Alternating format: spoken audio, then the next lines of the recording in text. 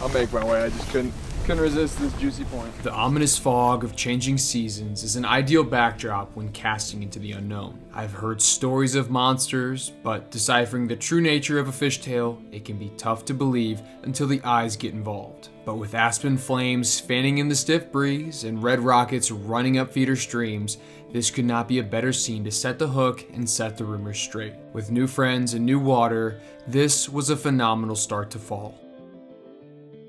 Folks, this is going to be a morning fly fishing for Monster Lake cutties in the great state of Utah.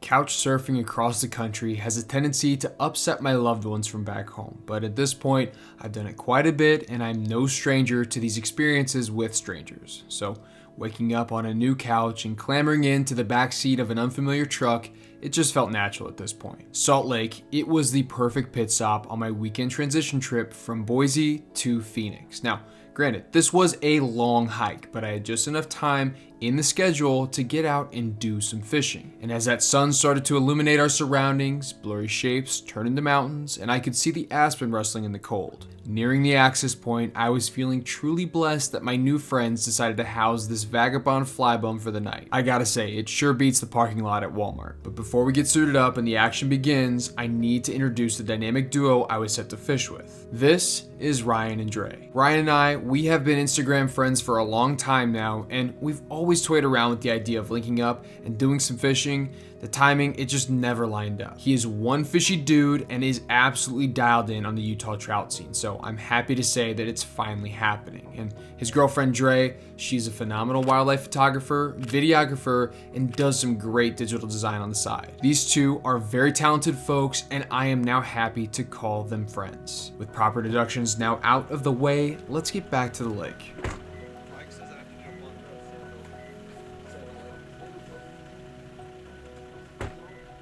In all my travels across the western United States, I am embarrassed to say that this is only my second time ever touching down in Utah. The first time was for a work trip way back in the day, and since I was there with an ex-girlfriend at the time, any free moment was filled with non-fishing activities. Even though today was only going to be a few hours in the Beehive State, I was rather anxious as we got our gear from the truck and got rigged up. Yeah, we got a real chance at a slot buster. Maybe we'll get some big fish. Don't get me wrong, I'm never the kind to turn down big fish. They're always a treat. But as we started to crunch our way through the sagebrush and down to the shore, I was just hoping to land one of these lake-dwelling cutthroat. Following the exposed lakeshore, we stopped on occasion to prospect a few of the fingers reaching out from the main lake section, but with not much to show outside of cold hands, we kept pushing to the point. Now, I'm no lake fishing expert, but one of the best pieces of structure you can find and fish on bodies of water this big would be points with a significant drop-off. I'm extremely grateful Ryan had done all the heavy lifting here and was willing to share this amazing spot. If I were to have done this on my own, I wouldn't have had the first clue on where to start.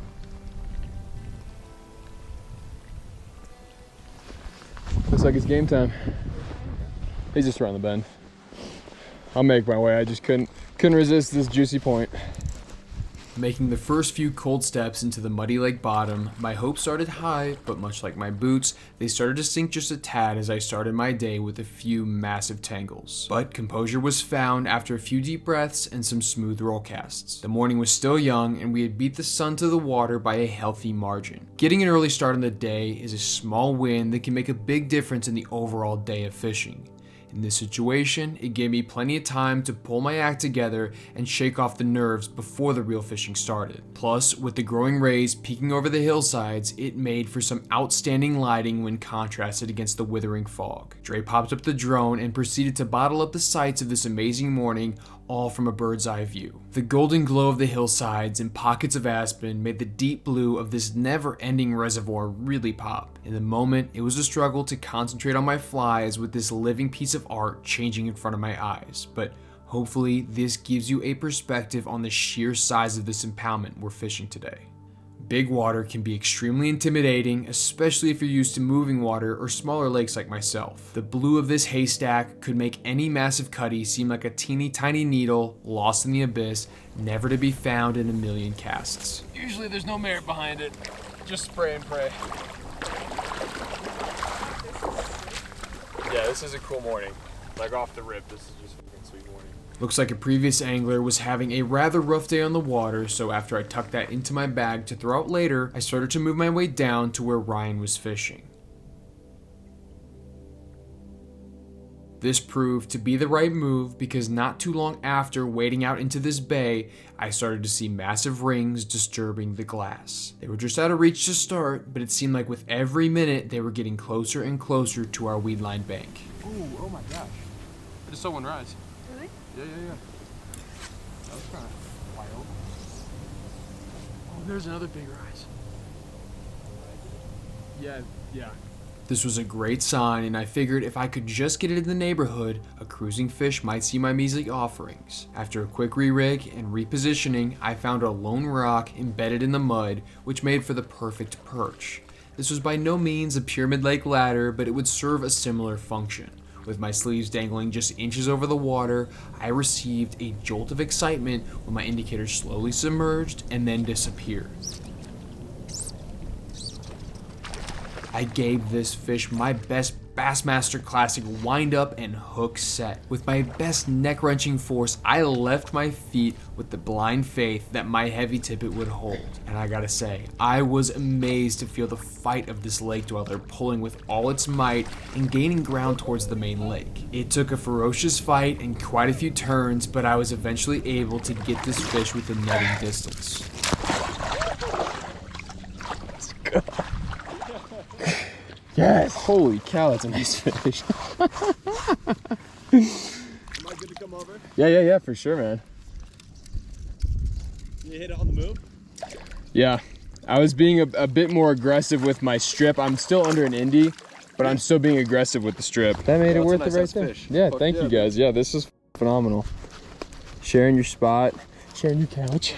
I appreciate it. I will never get over how cool it is to catch a new species of fish, especially when it happens to be a trout. The longer I play this game, the less frequent this feeling becomes. This fine specimen was rather toothy, and clearly it had not missed any meals. What a great first fish. Oh, he's getting squirrely. Beautiful. First Bear River. That's sweet. I think it's time to send him back. All right, fishy knucks all around. Got to get some fishy knucks. Hit with the fish knucks. That's what's up. I think it's sick. I'm gonna weight him.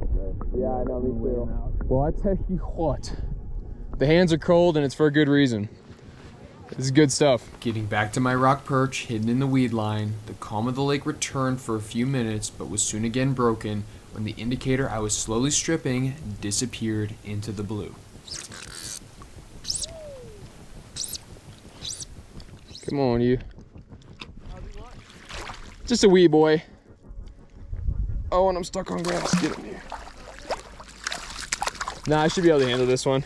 Oh, Mr. Man, thank you very much. Slightly smaller, but equally as appreciated, this Bear River Cutty had a much different color phase when compared to that first one. A glossy turquoise back met up with an almost metallic pink on the sides, and I gotta say, it was just as toothy and full of spots. What another incredible fish. He slithered back through the jungle of weeds as I got everything readjusted and ready for the next fish. And Barry's kind of was like fishing windows, I've noticed. Yeah, I mean, that good was... for 20 minutes, dead for 20, good for 20. So the first fish was at 7:45, and then that last fish, let's just call it, it was at 8. And then the flurry has stopped in the last 5 minutes. Yeah. Because I think it hit a high point, or a crescendo, right around 8. Man, those are some big tails coming up, man. That was crazy. Yeah, there's some insane fish in this fishery, man. Okay, maybe I was wrong. How's he feel? Look at him go. Oh, that looks big. Nah, it's a little boy, I think. I think it's a rainbow, too. Oh, get out of those coontail. Oh, the fumble.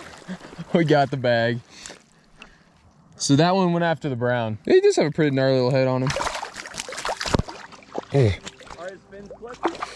Yeah, he's beat up. He looks stocked. That beat up stalker slunk back into the weeds, and at this point in the morning, the lake was starting to get crowded. On the banks, we could see more fishermen, but the big problem was the boats. They started to zip from one side to the other, leaving us shoreline chumps sloshing in the heavy chop.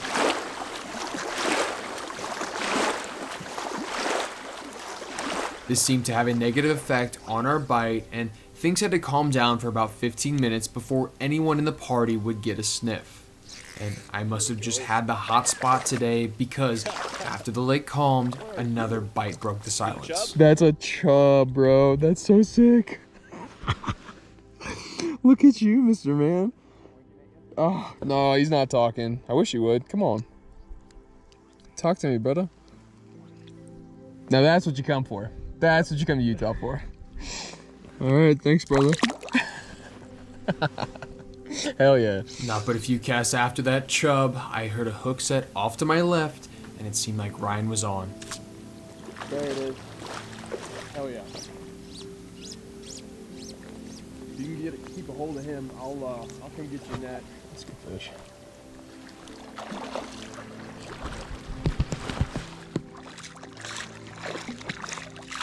Oh, come on. Give me that head, sweetheart.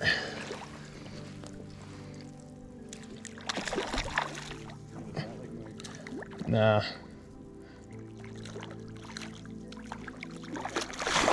There it is, brother. Nice fish. Hell yeah, man. Great fish, man. That fish slowly disappeared, and I think it's worth discussing this weed line we were fishing.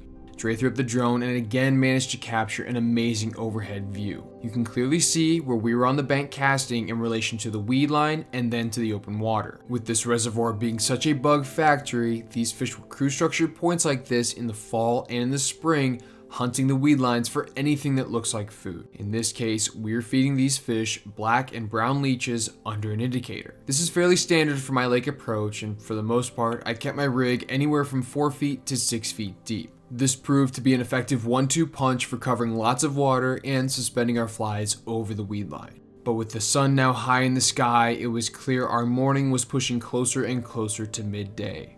Ryan was worried that the closer we got to noon, the less these fish would want to eat. So this next sequence, it can probably be chalked up to a healthy dose of lake fishing luck. I will say I'm surprised that this set. Come on, eat it, eat it. There it is. Yeah. There it is. He sat there and waited for it, baby. Oh, We almost had the double. stay up. I looked at you and my bobber went under, then went down again. Oh, you got a big head on you, sir. Double? Holy hell. Dude, let's go. This is epic. You gotta be kidding me. He came back for it right after I cast. Holy hell, man. The dubs. Yeah, they're an interesting looking cutting, man. They're They're silver. so cool. They're different looking for sure. Well, and that cut is just so, I don't know, it's not even there. Compared to some where you get the cut that goes all the way down their gill plate. Yeah, theirs It's is just more. so faint. Yeah, you see this guy here? Yeah. That's cool. Hoisting our cutty double up high was such a great feeling. Getting to share that memorable moment with new fishy friends was almost as satisfying as seeing both of them swim back strong. Now, after that fever pitch excitement, we all agreed we had most likely cashed in all our luck for the day. With more high-powered blips showing up in the distance, we were greeted with the hum of engines that started to turn our little bay into a muddy wave pool.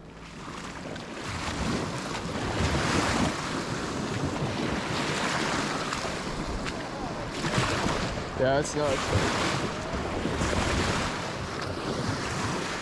Ryan has been here enough to know when to pull the plug, so we packed up all our stuff and started our trek back to the truck. Reflecting on this hike back, I struggled to truly grasp this feeling, but the best word I can use is that it was just fun. Brutally simple, but that's the only word I can think. It was just a great day. Picking up exposed trash along the lake bed and laughing back and forth with new friends, it was just fun. The weather had warmed up considerably since the morning, and we were all quite eager to shed the countless layers from this morning's gripping cold. Music was up, windows were down, and I was privileged to a backseat safari with nothing but new country to drink in. With the aspens on every hillside set ablaze, I could not hide my grin and recognize how lucky I was. This day had been a massive ice cream sundae with a few healthy scoops of Bear River Cutthroat and the sprinkling of bycatch with that chub and the rainbow. And as we made our way to one of the major inlet streams at this reservoir, we were about to see the cherry on top of this stellar day. Dre threw up the drone and got some outstanding footage of red shimmers fighting their way upstream. Red as ripe strawberries, the kokanee run was in full swing and the fish were absolutely everywhere. I was shocked to see how big these lake run fish were. They all seemed to be pushing anywhere from a foot to upper teens, and all of them were in varying shape. Without even seeing them, you could tell fish were here. One deep breath would give it all away, because in such small water, this influx of fish can actually change the pH balance as well as affecting the ambient smell in the air. But once you hit the water itself, you couldn't miss them. White bodies started to line the bottom, while ruby tinted fish fought their way around the reds. This alone was such a spectacle, and in the middle of Utah of all places. Ryan and Dre told me that the Utah DNR shuts down this creek every year to allow these sockeye to spawn in peace. But with the footpaths and viewing decks getting crowded with other onlookers, we figured it was time to make our final departure. As the sun started its arc in the other direction, we made our way back to the parking lot and back on the route towards Salt Lake City. Now, by no means am I saying you should trust any old person you meet on the internet. That's a bad idea. But I've got to admit, it's really worked out for me. Most of my good fishing friends I have are the result of a friendly DM and a plan to go catch some trout. I'm happy to say that I get to add 2 more fishy folk to the old Rolodex, and I can't wait to make it back to Utah to do it all over again. Well, howdy folks, if you are seeing this, then that means the video is over. And like always, I just have to say thank you so much for sticking around and watching these videos all the way through. It really means the world that you guys enjoy these videos, and outside of the YouTube algorithm, you know, the whole like, comment, subscribe thing, it's all a racket in my mind. I just like seeing other folks getting stoked on cool fishing adventures. And just because this particular video is over does not mean the adventure is over. We would love to have you around and see you in the next video. And if you can't wait and you're looking for some more Fly All Season action, go check out our other platforms. We got Instagram, Discord, and even a website. And if you're shy about leaving YouTube comments, don't worry. All those other platforms are great places to reach out to me directly so we can kind of talk back and forth, talk shop, so to speak. And if those extra platforms prove to be insufficient, you just can't wait to get on some more Fly All Season content, go check out the Patreon. This is more information-based videos, let's just say. It's a great way to get into the nitty-gritty and the exacts of an adventure like this. It's pretty much just me sitting down and talking to you as a friend, what I did, how I did, and more of the why I did, if that makes sense. And it's also an amazing way to support the channel and help these videos kind of go through. And piggybacking off of that, just got to give a quick shout out to the various brands that partner with Fly All Season and help make these adventures possible. You know who you are? Thank you very much. But that is more than enough for me, folks. And so wherever you find yourself, be it on a beautiful reservoir in the middle of Utah or in your backyard, I sure hope you keep those feet in the water. And until next time, tight lines.